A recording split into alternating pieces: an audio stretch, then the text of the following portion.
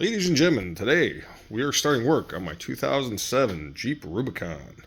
We'll be adding a Rubicrawler to this bad boy. I haven't seen a lot of videos on the Rubicrawlers, a couple of test drives with them, but nothing really explaining what they are, how hard they are to install, and any good reviews. Just a couple of videos on YouTube about them, so we'll give you some information and stuff we can do on ours with a little review and see how this works. Probably gonna be a multi-part video series, I guess you call it. Still learning this whole YouTube stuff, so bear with me. But what is a Rubicrawler? Well, over at Advanced Adapters, somebody figured out that on these certain year Jeeps, there is a section after the transmission, but before the transfer case, that's just a spacer, essentially. And they said, wait a minute, a spacer? Well, that looks dang near long enough like the front end of a transfer case again. And if you look, that spacer looks very similar to the front half of this 231. So imagine that spacer being right here. Well,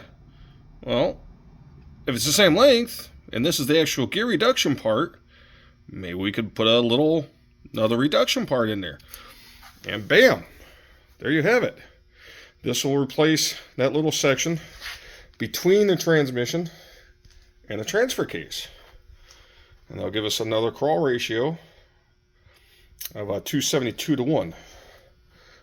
This kit includes all of your adapters for all the confuser.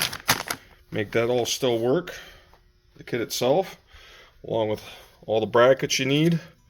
Even gives you actual Mopar RTV fluid. Pretty fancy there.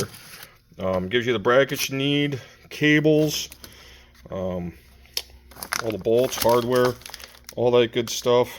To be able to basically, almost like a twin stick, you're going to have a high-low before your transfer case, and then your standard transfer case, which in our case is a Rubicon. So we'll have a 272 reduction right before our 4-to-1 reduction.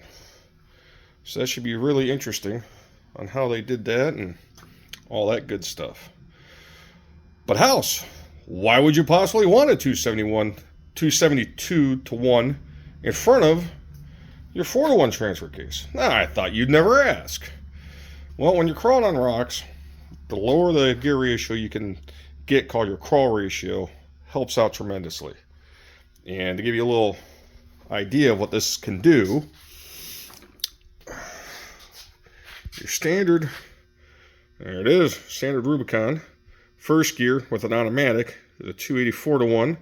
Your transfer case is a 4-to-1. Your Ruby axles are 410 to 1. So that gives you a final crawl ratio of 46.58 to 1. So the motor has to turn 46.5 times for your axle to rotate 1 time on your tires.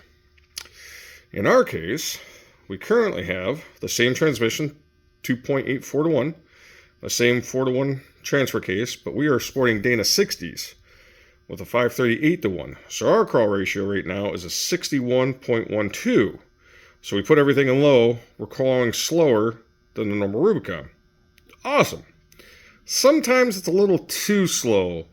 A lot of you Rubicon guys can even admit that sometimes you want a little bit more speed, but I mean, these 3.8s aren't notorious for powerhouses, so this just gives you a little bit more oomph by adding this guy. So, if we do our first gear ratio of 284, the box 272, and the Dana 60s at 538, this gives us a 4156, but we're sitting on 37-inch tall tires, so we're actually really close to what the factory crawl ratio is, which is more manageable than that 61.12, because we got the 538s and the Dana 60. So this also allows us to put the box in 272, leaves the transfer case in 1-to-1, and we essentially have 2-wheel drive low. And we can do it the 2-wheel drive low to four-wheel drive without having to do the synchros will work. So we don't have to do any of the weird stopping, put it in neutral, yada, yada, yada. To go easily from 272 two-wheel drive to 272 four-wheel drive. So I hope that makes sense. We'll do a review more on when we actually get installed. However, because we still have the box and the transfer case, what if we put it all in low?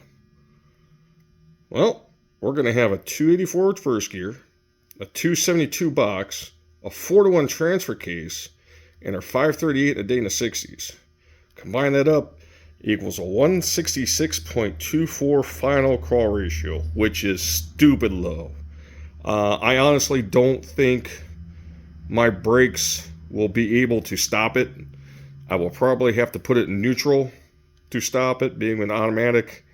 I really don't think we're going to be able to stop this thing. So that's going to be kind of cool. But should give us a real deep ratio. I'm more interested in the 272 running that way as opposed to my 4 low. But like I said, we're going to get into this. Quick review on everything that comes with it. And then if there's anything that's hard during the install, there's some talk about the spud shaft is hard to get out in that adapter piece. Again, this adapter section between the transmission and where the transfer case go. Supposedly that stump shaft is hard to get out. This one here just falls out, so I don't know. But we will hopefully get some good reviews for you guys. Take it easy. Peace.